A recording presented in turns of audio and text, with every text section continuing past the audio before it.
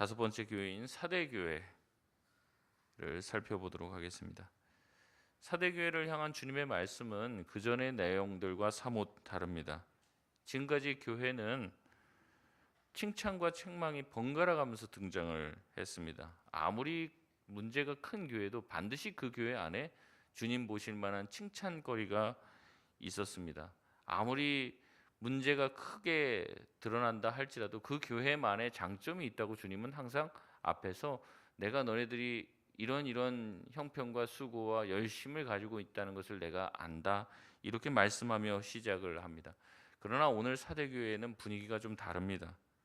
사대교회는 소아시아 7교회 중에서 주님께 유일하게 책망만 들은 교회입니다. 사대교회는 에베소처럼 이단과 싸운 흔적도 없고 버가모 교회나 서머나 교회처럼 여러 가지 핍박과 피 흘리는 박해를 견뎌냈던 내용도 없습니다. 두아디라 교회처럼 사랑과 섬김이 넘치는 믿음과 인내가 있던 교회도 아니었습니다. 근데 여러분 생각해 보십시오. 교회가 어떻게 다 잘못만 하겠습니까? 아무리 문제가 있는 교회도 잘하는 게 하나쯤은 있지 않겠습니까? 사대교회도 아마 그랬을 겁니다. 장점이 분명히 있는 교회였을 것이요. 그러나 주님의 평가는 냉혹합니다. 아무것도 너희에게 좋은 것을 찾아볼 수가 없다라고 말씀하십니다. 그러면서 뭐라고 얘기하냐? 죽은 교회다. 이렇게. 죽은 교회다. 우리 한번 1절을 말씀 다시 한번 읽어보겠습니다. 같이 읽겠습니다. 시작. 사대교회의 사자에게 편지하라. 하나님의 7 영과 7 뼈를 가지신 이가 이르시되 내가 내 행위를 아노니 이름은 가졌으나 죽은 자로다. 아멘. 사대교회를 가리켜 주님은 살았으나 죽은 교회다. 네가 살아있다는 이름만 가진 교회다, 이런 얘기를 합니다. 그러니까 살아있다는 이름, 좋게 생각하면 살아있다는 이름은 가진 교회다라고 얘기를 합니다. 그 타이틀, 그 교회를 설명하는 타이틀에 살아있다라고 하는 타이틀은 가지고 있다는 거예요. 아마 주변에서 사대교회는 정말 살아있는 교회다, 이런 평가를 아마 들었던 교회인 것 같습니다. 살아있다는 교회, 생명력 있는 교회, 그런 평가를 주변으로부터 듣는 교회죠. 여러분, 살아있는 교회 나쁜 교회입니까? 좋은 교회입니까? 좋은 교회죠. 그러니까 사람들에게 그렇게 인정을 받았다는 거예요. 좋은 교회다 인정을 받았다는 거예요. 활동도 많이 하고 주변에 좋은 소문이 난 교회였음을 알 수 있습니다. 그러나 주님은 다르게 평가합니다. 너희가 살아있다는 이름은 가진 교회나 실상은 어떻다는 거예요? 죽은 교회다라고 얘기하는 거죠. 실제로는 죽었다는 이야기입니다. 사람들의 평가는 살아있는 교회, 그러나 주님의 평가는 죽은 교회라는 거죠. 주님은 사대교회를 향해서 영적 사망 진단서를 끊었습니다. 그 교회 죽은 교회라고 냉혹하게 평가하십니다. 겉보기에는 멀쩡하고 사람들에게는 살아있는 교회다라고 하는 칭찬을 듣는 교회였지만 그 교회 MRI 찍어보고 쭉 검사해보니까 어떻다는 거예요? 죽은 상태라는 거죠. 영적 사망 상태라는 겁니다. 근데 죽어 있는데 살아 있어요. 그러니까 이제 죽어 있는데 돌아다니고 있다는 거죠. 영화 같은 데 보면 그런 게 좀비 같은 게 이제 죽었는데 살아다니고 죽었는데 사람들 쫓아다니고 그러잖아요. 그러니까 말하자면 좀비 교회와 같다는 거예요. 죽어 있는데 돌아다닌다는 거죠. 이것이 주님의 평가입니다. 여러분, 혹시 우리는 어떻습니까? 살아있는 신앙인의 모습입니까? 생명력이 있습니까? 우리는 그렇게 생각할지도 모릅니다. 그러나 주님은 냉혹하게 평가하실 수도 있어요. 오늘 이 사대교회의 이야기가 혹시 우리 교회의 이야기는 아닌지, 혹 나의 이야기는 아닌지, 우리가 두렵고 떨리는 마음으로 오늘 말씀을 받으실 수 있길 바랍니다. 그러면 사대교회는 왜 죽은 교회라는 평가를 받았을까요? 개인으로 얘기하면 죽은 신자라는 거죠. 그들이 죽은 교회라는 말을 들은 것은 역설적으로 그들이 너무 편안한 신앙생활을 했기 때문에 그렇습니다. 너무 편안한 신앙생활, 아무 문제도 없는 신앙생활. NIGTC 주석을 쓴 그레고리 빌 교수는 이렇게 얘기합니다. 사대교회에 대한 주님의 말씀에는 외부의 박해나 내부의 이단에 대한 언급이 전혀 없다. 그들이 죽은 이유는 세상과 너무나 완벽하게 동화되어 있었기 때문에 세상이 그들을 핍박할 필요조차 느끼지 못했기 때문이다라고 말을 합니다. 그러니까 그들에게서 어떤 교회든지 항상 언급할 때 너희가 핍박 또 유혹 그런 것들을 잘 견디고 이겼다 뭐 이런 표현들이 계속 나오는데 이 교회만큼은 핍박을 받았다라는 말씀이 없는 거예요. 뭔가 인내하고 견뎠다라는 말씀이 전혀 없다는 거예요. 그러니까 그런 외부의 공격도 없고 내부에서 뭐 이단 문제도 특별히 없고 그냥 아무 문제 없이 그냥 평안한 상태라는 거예요. 여러분 이 말이 얼마나 무서운 말입니까? 세상이 교회를 공격을 안 해요. 아무 일도 없어요. 여러분 근데 그 이유가 뭐라는 거예요? 우리가 너무 세상과 똑같으니까. 세상과 교회가 똑같으니까 세상이 교회를 공격하고 핍박할 이유가 없다는 거죠. 여러분 이런 교회가 제대로 된 교회라고 할 수 있나요? 그렇지 못하죠. 권력과 결탁하고 세상에 있는 모든 내용들이 교회 안에 다 들어가서 교회 또한 세상의 논리로 움직인다는 겁니다.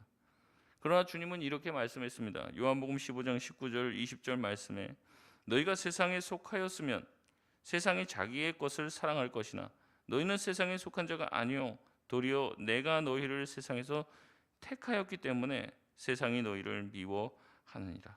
20절 같이 한번 읽겠습니다. 시작. 내가 너희에게 종이 주인보다 더 크지 못하다 한 말을 기억하라. 사람들이 나를 박해하였은즉 너희도 박해할 것이요 내 말을 지켰은즉 너희 말도 지킬 것이라. 아멘. 교회가 세상에 속하면 세상의 환영을 받겠죠. 그러나 교회가 주님에게 속하면 세상은 주님을 박해했듯이 교회도 어떻게 한다는 거예요? 박해할 것이라는 거죠. 눈총을 줄 것이라는 겁니다. 교회를 어렵게 할 것이라는 거죠. 바울도 같은 말씀을 합니다. 디모데후서 3장 12절 말씀에 무릇 그리스도 예수 안에서 경건하게 살고자 하는 자는 뭘 받아요? 박해를 받게 된다는 거죠. 신앙생활이 편하고 어렵지 않고 부담스럽지 않고 어떠한 희생도 하지 않고 있다면 그래서 그냥 괜찮아요. 평탄해요. 그게 이상하다는 거죠. 주님의 말씀대로 살려고 하면은 반드시 어려움이 찾아오게 돼 있습니다. 그것을 사탄이 싫어하고 세상이 싫어하기 때문에 그것을 기뻐하지 않기 때문에 반드시 어려움이 찾아오는 거죠. 성도의 박해는 이상한 일이 아닙니다. 내가 예수 잘못 믿고 있어서 하나님이 나를 힘들게 하시는가? 성도에게 있어서 고난은 필수적인 것이죠. 그 가운데서 우리가 연단되어지고 변화되어지고 우리가 순금과 같이 성숙할 수 있게 되는 것입니다. 고난이 없이는 참된 신앙의 길에 이룰 수가 없는 것이죠. 고난은요, 내가 그리스도를 잘 따르고 있다는 증거가 됩니다. 누군가 내가 예수 믿는 것 때문에 박해하고 있다면 내가 예수님 잘 믿는 거라는 거죠. 그러나 내가 예수님 믿는 것 때문에 내 삶에 어떠한 부담감도 없고 아무런 문제도 없고 세상과 뭐 별다른 차이도 없이 잘 살고 있다면 그건 하나님이 주신 복이 아닙니다.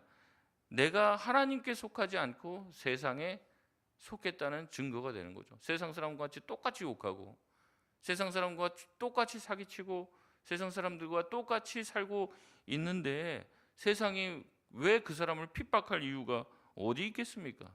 없다는 거죠. 사대교회는 세상과 어떠한 마찰도 빚지 않는 교회였습니다. 여러분 우리도 마찬가지죠. 우리 교회가 뭐 이 주변에 있는 사람들, 지역에 있는 사람들 돕고 뭐 구제헌금하고 그래서 가난한 사람들, 이웃들, 청년들 다 돕는다고 하면 그거 싫어할 사람이 어디 있겠습니까? 여러분 근데 우리가 뭐 하면 싫어해요? 전도하면 싫어하죠.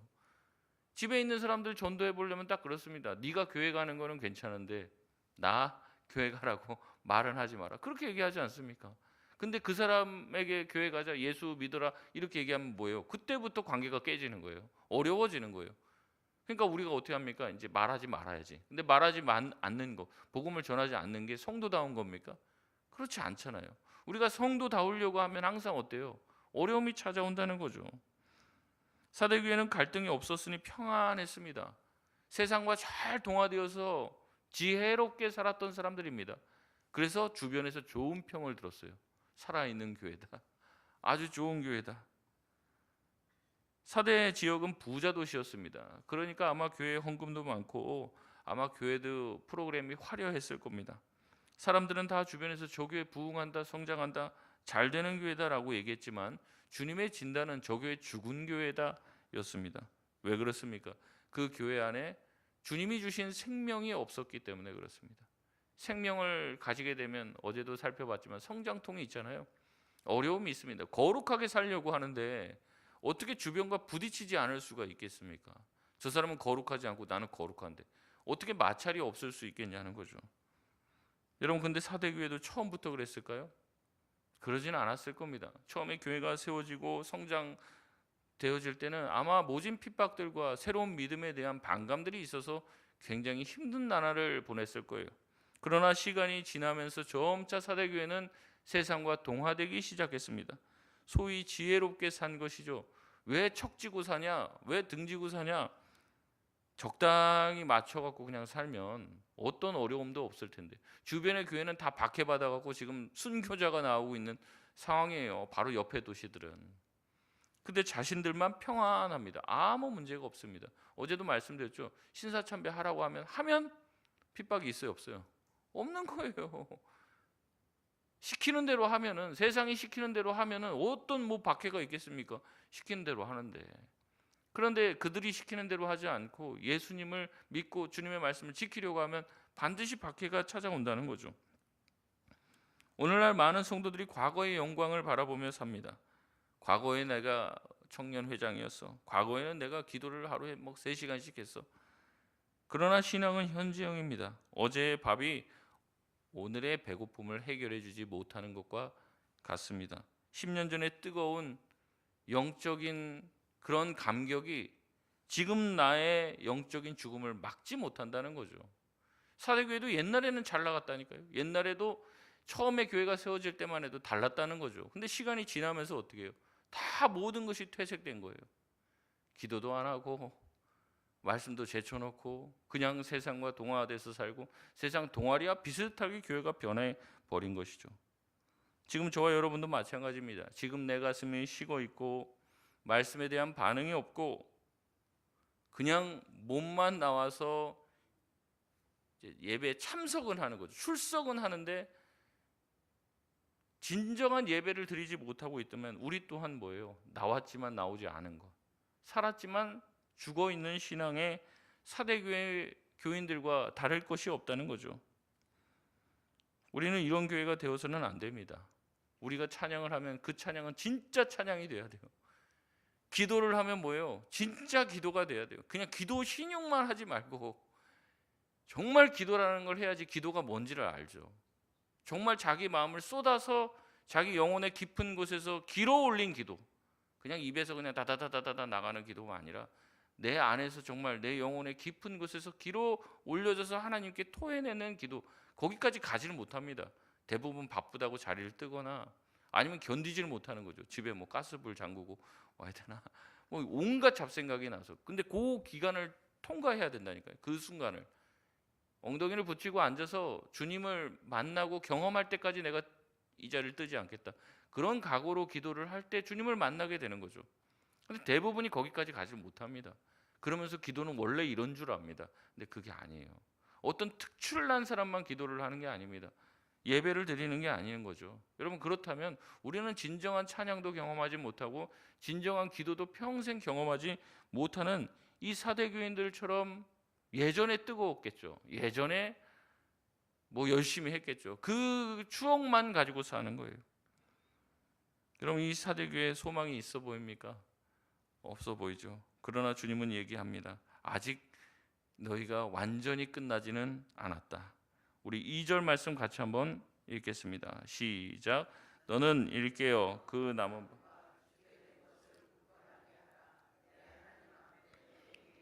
온전한 것을 찾지 못하였노니. 아멘. 아직 사대교회는 미약하게 남아 맥박이 뛰고 있습니다. 뭐라고 얘기하냐면 그 남은 것이 있다고, 그 남은 바라고 얘기합니다. 완전히 심장이 멈추기 전에 조치를 하면 다시 살아날 수 있는 그 시간이 있어요. 이 시간을 골든 타임이라고 얘기하죠. 그때 심폐소생술을 하고 심장 마사지를, 전기 충격을 가하면은 다시 심장이 뛸 수 있다는 얘기입니다. 주님은 하나님 앞에서 너희 행위에 온전한 것을 찾지 못했다고 얘기해요. 온전한 것이라는 말은요, 가득 채워진 것을 말합니다. 가득 채워진 것. 내가 너희를 봤을 때 가득 채워진 것을 보지 못했다. 이것은 무엇이냐면 모든 행위의 모양은 있는데 그 모양에 채워지는 것들 있잖아요. 그 모양과 행위에 채워지는 것, 그것이 하나도 없다는 거죠. 누군가한테 사랑한다고 얘기하는데 사랑합니다, 사랑합니다. 그래서 제가 별로 이 인사를 그렇게 좋아하지 않는다고 말씀을 드렸습니다. 이제 사랑합니다, 사랑합니다. 로봇처럼 그냥 시키니까 앞에서 하는 거잖아요. 그러지 말고 진짜 사랑합니다. 이게 마음을 담아서 하기가 참 어려우니까 그런 거죠. 근데 마음을 담아서 할 수 있으면 그런 고백처럼 얼마나 좋은 고백이 어디 있겠습니까? 주님은 말씀하시는 거예요. 네 행위에서 온전한 것을 찾지 못했다. 겉과 속이 완전히 똑같은 것을 찾지 못했다. 예배를 드리는데 예배 드리러 와서 찬양하자고 해도 찬양할 마음이 없어요. 기도하자고 해도 기도도 안 하고 말씀을 듣자고 해도 한 귀로 듣고 한 귀로 그냥 흘리는 거죠. 교회 출석부에는 도장을 찍고 있지만 하나님의 출석부에는 도장을 못 찍고 있는 거예요. 왜냐하면 온전하지 않으니까.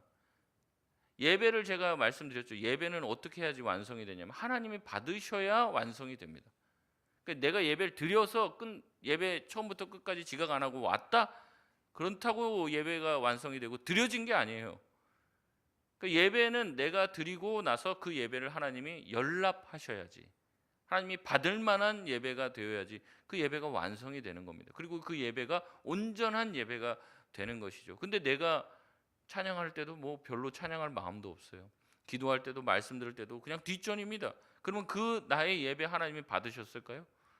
하나님이 그런 예배도 받으십니까? 아니잖아요. 믿지 않는 사람들이 교회에 왔어요. 여기 와서 뒤에서 예배 앉아 있었죠. 이제 예배. 근데 안 믿는 분들은 그런 표현을 쓰더라고요. 예배 보러 간다 이렇게. 그 뒤에 앉아서 보시겠죠, 예배를. 보고 가는 거죠. 그 예배가 정말 드려졌냐는 거죠. 하나님은 온전한 예배만 받으시는데 온전하게 우리가 그렇게 정말 최선을 다해서 가득 채워서 주님께 예배하고 있습니까? 찬양은 하는데 가사의 고백이 내 것이 아니에요. 기도는 하는데 간절함이 없습니다. 하나님을 향한 뜨거운 마음, 믿음으로 기도하지는 못하고 있습니다. 헌금을 하는데 감사는 없어요. 그 안에 마음을 담지 못하는 것이죠. 여러분, 이 모든 것이 온전치 못한 것 아닙니까? 주님은 사대교회를 바라봤을 때 온전치 못하다, 껍데기만 남은 종교 생활이라고 얘기해요. 아직도 남은 것이 있긴 있는데 그것을 가지고 어떻게든지 좀 너희를 살려보려고 하는데 너희 안에는 온전한 신앙생활을 하지 못하고 있다라고 얘기하고 있어요. 주님이 우리를 볼 때는 어떻게 할까요? 온전한 신앙생활을 하고 있다고 얘기할까요? 진실한 마음으로 찬양과 기도, 말씀, 거기에 우리의 마음과 중심을 담아 가득 채우시길 바랍니다. 온전한 신앙생활을 할 수 있는 2026년도가 되시길 바랍니다. 주님은 남은 것으로 너희들에게 다시 한번 소망을 주겠다고 이야기하며 세 가지를 이야기하고 계십니다. 우리 3절 말씀 같이 한번 읽겠습니다. 시작. 그러므로 내가 어떻게 받았으며 어떻게 들었는지 생각하고 지켜 회개하라. 만일 일깨지 아니하면 내가 도둑같이 이르니 어느 때에 내게 이르는지 내가 알지 못하리라. 아멘. 첫 번째는요, 이게 에베소 교회에 말한 거와 똑같아요. 첫 번째는 뭐냐면 생각하랍니다. 생각하라. 에베소 교회가 첫사랑을 잃어버렸잖아요. 그래서 주님은 말씀하십니다. 네가 어디서부터 문제가 생겼는지, 어디서부터 떨어졌는지 뭐 하라는 거예요? 생각을 해보라는 거죠. 그러니까 이 기독교 신앙에서 굉장히 중요한 게 덮어놓고 믿는 게 아니에요. 생각을 하라는 거죠. 생각. 제가 말씀드렸습니다. 저와 여러분의 신앙생활은 온전한가? 나의 예배는, 매주 드리는 나의 예배와 찬양은 온전한가를 생각을 해보라는 거죠. 내가 처음 죄인임을 깨닫고 주님 앞에 나와서 울면서 감격적으로 드리는 그 예배, 그렇게 드렸던 예배, 그때 그 은혜를 기억하고 생각해야 합니다. 그때와 나와의 지금 예배 내가 드리는 내 모습과 비교하여 한번 생각을 해봐야 된다는 거죠. 점점점 나아지고 있습니까? 점점점 더 온전한 모습으로 성장해 나가고 변화되고 주님께로 가까이 가고 있는가? 아니면 옛날에 처음 예수님 믿었던 때보다 떨어져요. 점점 뭐 이렇게 마음도 떨어지고 뭐 그냥 정말 앞으로 이렇게 계속하면 정말 형식적인 모습이 될 것 같아요.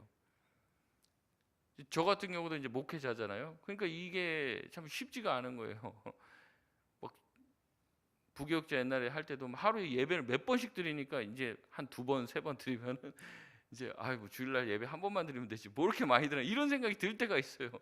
예배를 계속 드리면서 마음이 더 뜨거워지는 게 아니라 예배를 이제 하나씩 쳐낸다고 생각을 하는 거죠. 이것도 한번 드렸고 이 일처럼 생각을 하는 거예요. 그래서 예배가 기쁨이 안 되더라고요. 근데 이렇게 가면 어떻게 됩니까? 망가지는 거죠, 사람이. 예배를 드리고 기도를 하고 참석을 할수록 더 마음이 뜨거워지는 게 아니라 냉랭해지더라는 거예요. 여러분 신앙생활을 오래 하다 보면 그렇게 됩니다. 근데 그게 문제인지도 생각을 못 해요. 오늘 성경 말씀은 얘기합니다. 생각해 보라는 거죠. 두 번째는 무엇입니까? 회개하라입니다. 에베소 교회에서 똑같이 얘기했습니다. 생각하라, 그 다음에 회개하라. 돌이키고 회복하는 것은 다른 것이 아닙니다. 내가 잘못되었다는 것을 깨달으면 이제는 그렇게 가면 안 되죠. 마음에 새기고 생각해야 하는 거죠. 주님, 내가 그렇게 예배하지 않게 해주십시오. 찬양하면서도 내 찬양에 마음이 하나도 안 담겨 있는 그런 찬양 이제는 안 하게 해주십시오. 찬양하면서 정말 이 가사 하나하나가 내 마음을 향한 그런 마음. 오늘도 저 사람은 왜 이렇게 목소리가 커? 누군 틀려? 왜 저런 노래를 하는 거야? 이런 잡생각에 빠져 있지 마시고 찬양 가사 하나하나에 여러분의 마음을 담으십시오. 내가 영적으로 깊이 잠자고 있다는 것을 깨달았다면 돌아서야 되는 것이죠. 여러분 기도할 때마다 하나님과의 친밀함을 느끼십니까? 아니면 벽을 마주하는 것 같은 느낌을 받으십니까? 벽에다가 말하고 있는데 여러분 그 오래 할 수 있어요? 못하죠. 하나님과 친밀한 교제 가운데 들어가야 기도가 깊어지고 시간이 길어지는 거죠. 근데 우리가 누구와 짧게 통화하게 됩니까? 별로 안 친하면 짧게 통화해요. 물론 이제 가족과 같이 해도 뭐 짧게 통화하지만은 이제 친밀하면 어때요? 내 속 얘기를 할 수 있는 사람이면 길어지는 거예요. 자동적으로. 우리는 기도하지 않을 때가 많습니다. 돌이키라고 했을 때 돌이키지 않고 하던 대로 합니다. 관성의 법칙이죠. 그냥 지금처럼 하던 대로 예배드리고 하던 대로 그냥 사는 거죠. 그러니까 말씀을 들어도 그때뿐인 거죠. 살던 관성이 있다 보니까 지금처럼 이렇게 했기 때문에 앞으로도 나아질 가능성이 없는 사람들이 더 많이 있습니다. 여러분 우리는 핑계를 댑니다. 피곤해서 그렇고 바빠서 그렇다고 얘기합니다. 그럼 도대체 언제 기도를 할 것이고 언제 말씀을 볼 것이고 도대체 언제 참된 예배를 드리겠습니까? 여러분 문제는 무엇이냐면 우리 가운데 하나님을 향한 갈망이 사라졌는데도 불구하고 그걸 문제라고 생각하고 돌이키지 않는 거예요.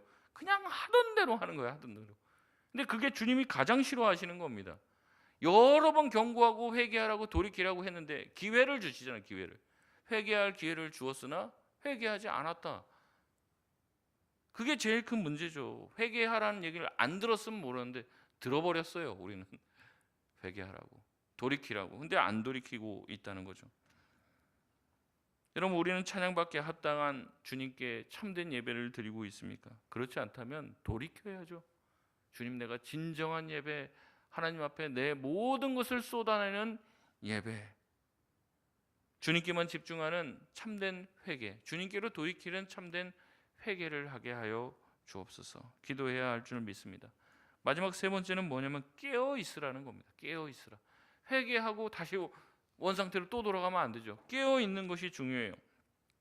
특별히 주님께서 사대교회에 깨어 있으름을 요구하십니다.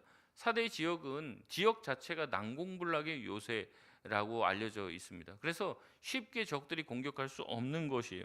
근데 역사적으로 딱 2번 적군들에 의해서 점령을 당한 적이 있는데 그 2번이 다 뭐 때문이냐면 망대에서 망을 보던 이 파수꾼들이 졸았기 때문에 그렇다라고 역사적으로 기록이 돼 있어요. 그러니까 절벽에 위치한 이제 성인데 그 절벽 쪽에서 누가 올라가리라고는 생각을 안 하고 그 절벽 쪽에 파수하던 사람들이 그렇게 많이 졸았대요. 이제 적군이 올 법한 데를 지키고 있잖아요. 근데 이제 뒤쪽에는 안 올 거라고 생각하는데 거기에 세워져 있던 그 파수꾼들이 그냥 잠에 들었기 때문에 거기가 2번이나 다 함락이 됐다는 거예요. 그래서 그 얘기한다는 거죠. 파수꾼이 절대 자면 안 된다. 그걸 그렇게 교육을 시켰대요. 이 얘기를 다시 하는 겁니다. 주님은 경고하십니다. 너희에게 기회를 주고 회개하라고 여러 번 얘기했지만 다음부터 해야지. 뭐 언젠가 내가 은혜 크게 받으면 그때 변하겠지. 이러면서 회개를 어떻게 하는 거예요? 점점 뒤로 미루는 거죠. 그러면서 계속 영적인 깊은 잠에 빠져 있는 겁니다. 주님은 얘기하십니다. 네가 일 깨지 아니하면 마치 도적이 너에게 임하는 것 같이 내가 너에게 찾아오는 날이 올 것이다. 항상 우리는 준비하죠. 주님의 재림을 정말 믿는다면, 오늘 주님이 오실 수 있다면 우리는 어떻게 주님을 맞이할 수 있습니까? 주님께서 저와 여러분을 천국으로 이끄실 것 같습니까? 아니면 여전히 우리 가운데 떨치지 못한 불안, 아직도 회개하지 못한 것들이 있습니까? 주님은 뭐라고 얘기하십니까? 그런 것들이 조금이라도 내 마음에 남아 있다면 오늘 뭐 하라는 거예요? 회개하고 깨어 있으라는 거죠. 계속 영적인 잠을, 무감각한 잠 가운데 깊이 들어가 있지 말라는 겁니다. 주님의 재림은 누군가에게는 아주 기쁨의 날이요, 누군가에게는 심판의 날이 될 것입니다. 우리가 주님이 오시는 그날이 축제가 되기 위해서는 돌이켜야 하는 거죠. 깨어 있으라고 말씀합니다. 언제요? 바로 오늘, 지금부터 깨어 있는 삶을 살라고 말씀하고 있습니다. 희망적인 것은 이 죽어가는 교회에도 4절 말씀에 보면 그 옷을 더럽히지 아니한 자 몇이 있다라고 말씀을 하십니다. 사대 교회라고 해서, 죽은 교회라고 해서 전부가 그런 건 아니에요. 그 중에 몇은 그렇지 않은 사람들 있습니다. 다수가 잠들어 있고 다수가 타락한 길을 걷고 있을 때도 깨어 있던 소수, 세상 문화와 또 세상의 종교에 물들지 않은, 옷을 더럽히지 않고 순결을 지킨 주의 백성들이 있었던 거죠. 주님은 그들에게 약속하십니다. 그들은 흰 옷을 입고 나와 함께 다니게 될 것이다. 요한계시록의 흰 옷은요, 그리스도의 보혈로 깨끗하게 씻겨진 성도들의 의로운 행실을 이야기합니다. 남들이 다 적당히 믿고 내가 예수님 제대로 믿어보려고 하면 왜 이렇게 유별나게 그렇게 믿냐라는 소리를 들으면서도 끝까지 기도의 자리를 지키는 사람들, 끝까지 하나님의 말씀을 붙들고 세상 쾌락을 쫓지 않는 사람들이 있다는 거죠. 그리고 주님은 그들을 통해서 이 사대교회를 살리겠다고 얘기하십니다. 5절에 주님은 그런 자들에게 이런 약속을 해 주십니다. 5절 말씀 같이 한번 읽겠습니다. 시작. 이기는 자는 이와 같이 흰옷을 입을 것이요 내가 그 이름을 생명책에서 결코 지우지 아니하고 그 이름을 내 아버지 앞과 그의 천사들 앞에서 시인하리라. 아멘. 당시 도시 국가들은 시민 명부를 가지고 있었는데 범죄자들 그리고 죽은 자들, 그 사람들의 이름을 이제 지워 나가는 거예요. 명부가 있으면 주님은 그것을 그대로 인용하셔서 말씀하십니다. 교회 교인들 이름을, 신앙인들의 이름을 쭉 적으시는 거예요. 쭉 적으시는데 물론 이제 그렇진 않겠지만 표현을 그렇게 하시는 겁니다. 쭉 적으시는데 온전치 않아요. 회개하라고 했는데 회개하지 않아요. 그럼 어떻게 한다는 겁니까? 지우신다는 거죠, 명부에서. 물론 그렇게 하시지 않으시겠지만 경고하시는 거예요. 경고. 그렇게 되지 않기를 바라시는 마음으로 경고하시. 협박하시는 게 아니라 너 이름 지워버린다 이렇게 겁주는 게 아니라 그렇게 될까봐 걱정하시는 거예요. 그렇게. 끝까지 믿음을 지키는 자들은 내 생명책에서 이름을 결코 지우지 아니할 것이다. 그러니 회개하고 돌이키고 깨어 있으라고 주님은 말씀하십니다. 그렇게 하면 너희가 그래서 끝까지 다시 한번 회개하여 믿음을 지키면 내가 아버지와 천사들 앞에서 너희의 이름을 시인하리라. 자랑한다는 거예요. 내가 이 사람이 바로 내 말씀을 듣고 회개한 사람이다. 이렇게 자랑하신다는 거예요. 여러분, 회개는 부끄러운 것이 아니죠. 회개하지 않음이 더 어리석은 것이고 부끄러운 것이요. 나중에 주님 앞에 갔는데 내 이름 들어가려고 하는데 출석부에 내 이름 없으면 어떡합니까? 주님께서 우리의 이름을 가지고 계시고 주님께서 우리의 이름을 자랑하시고 주님 아버지 저 사람이 저렇게 부족했는데 내가 그래도 회개하고 돌이키라는 그 말씀을 줬을 때 돌이켰습니다. 얼마나 귀하고 감사한지 모르겠습니다. 우리가 그런 말을 들어야 되지 않겠습니까? 말씀을 맺겠습니다. 사대교회는 이름은 있는 유명한 교회였어요. 그러나 주님이 보시기에는 무명한 교회, 죽은 환자와 진배 없는 교회였습니다. 주님은 우리에게 말씀하십니다. 생각해라, 그리고 회개하라, 그리고 깨어 있으라. 여러분, 우리는 알아야 됩니다. 교회 다닌다고 직분을 가지고 있다고 해서 생명이 보장되는 것은 아닙니다.